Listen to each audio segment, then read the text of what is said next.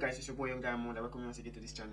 Now I know we all have heard the presidential speech that took place, earlier this morning, as announced that the president will be addressing the nation as regarding the ongoing protests. Now it's shocking, to see that the issues were not addressed, and for a fact it was a pre-recorded speech, that was broadcasted, earlier this morning. Now, which begs to question, the concept of presidential system of government. We copied the presidential system of government from America, whereby, the system of governance is a presidential type, unlike the one that was used in 1963 when Nigeria gained independence 1960 up to 1963 was a parliamentary system of government, where we have the prime minister, the president, and or what have you. Now, Nigeria copied the presidential system of government from America in particular. Now, the truth of the matter is that they are not, following the footsteps or doing what the presidential system of government entails. Now, let's take America as a case study. A video of President Obama addressing the press, and also President Trump addressing the press. These were also previous, presidents that were in America. Now, there are rooms for questioning and answering, even the sitting president. Now, whenever they call for a press conference, they gather the press conference, and whenever a question is being asked, you see the broadcaster, you see whoever is asking the question, and you see the president reacting, to the particular question that was asked. But why is it that in the case of Nigeria presidential system of government, the president is never, in a confined environment with the broadcasters or the newscasters, to ask questions whereby they can respond? This begs to question their credibility. Because if there is nothing to hide, if they were up and doing, if they are doing something good, regardless of whatever it is, they should be open to conversation between them and the press, who in a form represent the people. Because whatever you see out there comes, from broadcasting, from the press and all that, and they ask series of questions pertaining to, the lifestyle and daily living of how the society runs. Now, the moment you see the presidential drilling of the American president, then sometimes you wonder, is he really a president? Because the kind of questions they ask, they ask this question without fear of bias, to whoever is the president in the American system of government. But when it comes to Nigeria's system of government, there are two things. Either it is pre-recorded, or they present the questions beforehand. That way they will go through all the questions to see the one that is accepted, the one that will not maybe incite, or some questions that the president will not be able to answer or provide solution or provide answer to. That has been the presidential system of government, especially in Nigeria. We had a previous president, he never granted any press interviews. If he ever did, was recorded, or rather scripted, interviews with the press. Now we see the chaos going on in Nigeria. The president is supposed to come and address the people, open himself to questioning, so that they can question, his reforms and all the things he has, stated that he has done. He has to defend them, and these questions are being thrown to them by the press. But you discover that they shy away from the press because they don't want to answer questions, because what they say they do, they never did. Now the president came out, to address the nation, but still failed to address the main reason why the people came out, for the protest. They talked about fuel subsidy, of which we all know fuel subsidy is an organized scam in the Nigerian states. Bring down the price of fuel, and every other commodities, the prices will drop dramatically. That was not addressed. The high cost of governance was not even addressed, that the people were agitating for, because the cost of governance in the Nigerian system, in a country where they proclaim or they claim there is no funds, no finance, no money in particular, yet, the government live extra large. And yet they keep telling the people, the citizens to make sacrifice. And also the electoral reforms that were also presented, as some of the protest, agendas or the protest criteria that the presidency needs to, look into was electoral reform. It wasn't even talked about. So the infrastructure, the hunger elevation, these things were not even talked about, extensively. That is why it's supposed to be a press interview, where the press will have to drill him on his reforms and the measures he has taken, the evidence that needs to back up these claims. What we keep hearing is talking about, what's it called, student loan in a country whereby there is no industries, to provide jobs for these people who take these loans to be able to repay them back. In a country where graduates will have to come out from their tertiary institutions and then seek to learn skills and start fending for themselves with little or no effort from the government. Now, the student loan in the Nigerian setting is not something to even consider.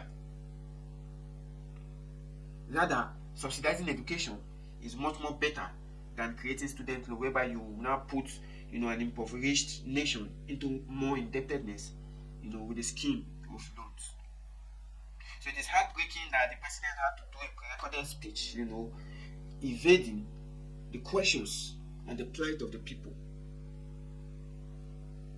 So many reforms were made, but the question will be, how effective are these reforms? If the reforms were good enough, it will reflect. Now, you talk about removal of fuel subsidy. That way, there will be enough finance to cater for maybe healthcare, education, which is on a zero level. Healthcare, which is on a zero level. If you don't have your funds or your money to deposit, you might likely not able to make it through the night in the Nigerian healthcare system. Because the abandonment of the healthcare system, people only live by grace, and those who have money are able to finance, their healthcare bills and all that. So you talk about healthcare, you talk about education. These things are something that is supposed to be sudden and urgent, but it doesn't address the problem of the people. It doesn't address the problem of the people. The president needs to sit down and, instead of reading a scripted message, should sit down and start thinking of how to do the job, because he requested for the job and there should be no excuse whatsoever for him not to deliver on the job. So these are some of the things that have been going on, and the people are still angry because the speech only made them angry the more. Because people were asking, what was the president saying? It's different from what we are even requesting for. Create an enabling environment for the people to thrive. That is not too much to ask. Now, upon the removal of fuel subsidy, yet even the petrol is scarce. Now, NNPP claims that their depot, is dry and they don't have products to distribute to the market, thereby causing scarcity, and it made the price, skyrocketed to close to about 1,300 naira per liter. Now, this is an organized scheme, by the petroleum sector, creating scarcity to hike the price.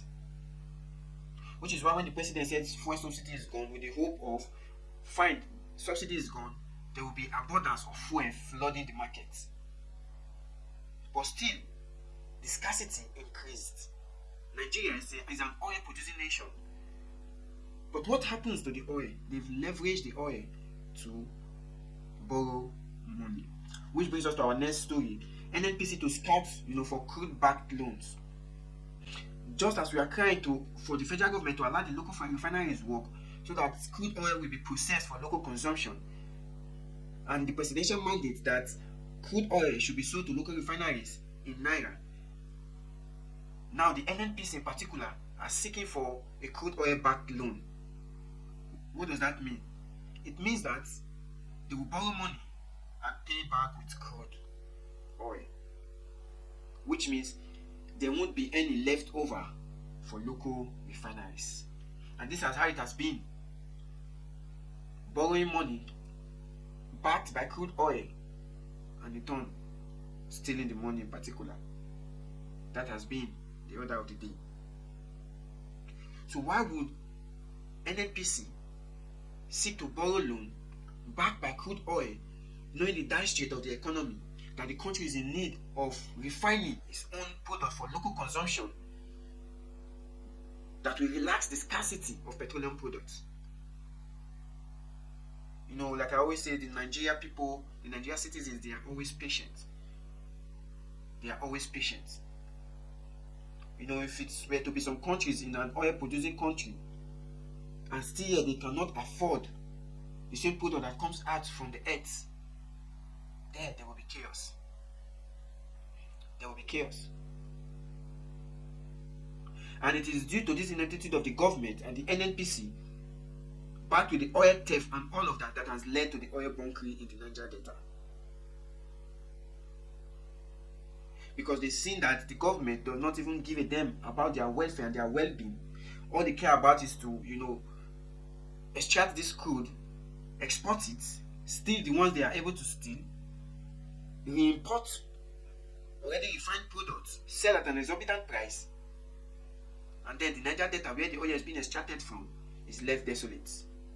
Which is why there are series of bunkering activities going on, and the military, they are trying to curb this menace in the society to be able to clean up the Niger Delta. If the government had lived to expectation, these things wouldn't have happened.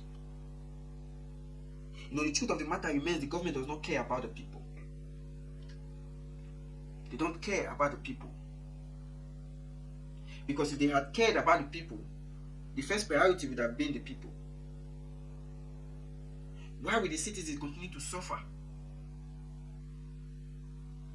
Talking about the health sector, the moment you go to an hospital, especially the federal government hospital, for a treatment, they don't attend to you until you make a deposit. When the priority of every government is to preserve life and property. But these agencies, they see you dying.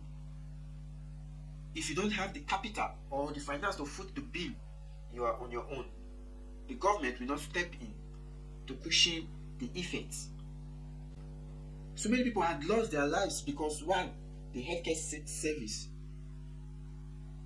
is very, very difficult and complex to deal with. They don't feel the plight of the people because the moment they get sick, they fly out of the country to get treatment.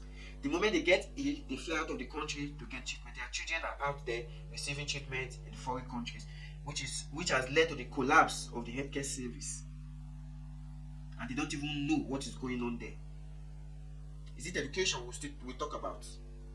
Their children don't go to public schools. They only go to private schools where they pay, outrageous sum of money for the school fees as a public holder. Now, the policy of the government is to make all public office holders, if you have your children, you must go to the public school. Or if you are sick, you are not expected to fly out of the country for medical treatment.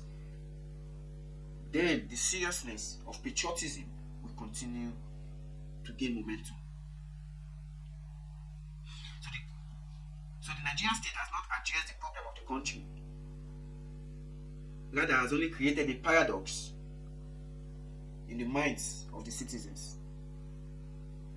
So there's still time for the president to do the needful before the people will vote again. And also the state government, they are also avoiding responsibilities for this problem that is engulfed in the states. All state governments, they get allocation from the federal government on a monthly basis, to build infrastructure, to make the states comfortable for the citizens. But here they are not held accountable because there's no one to hold them to account, which is why all eyes on the president. So there's a system whereby there are checks and balances to all government parastatals. Then the state government can be held responsible and accountable. Because most of the funds released to the state governments are nowhere to be found. Probably before it gets, to the government, they've already converted it to dollars. And then, the rest. So it is very difficult now for the citizens to live. Yet the state government pay little or no attention to the plight of the people. Palliatives were distributed to be shared among individuals, but there are some states that have hijacked these proceeds, probably preserving it for the next election. So they will share to entice the people to vote for them, as they normally do over the years. So the president has to make changes that will roll down from the presidency down to the local government. Thereby, everyone becomes accountable for the things they do in their states. Until we meet again, it's your boy Young Diamond.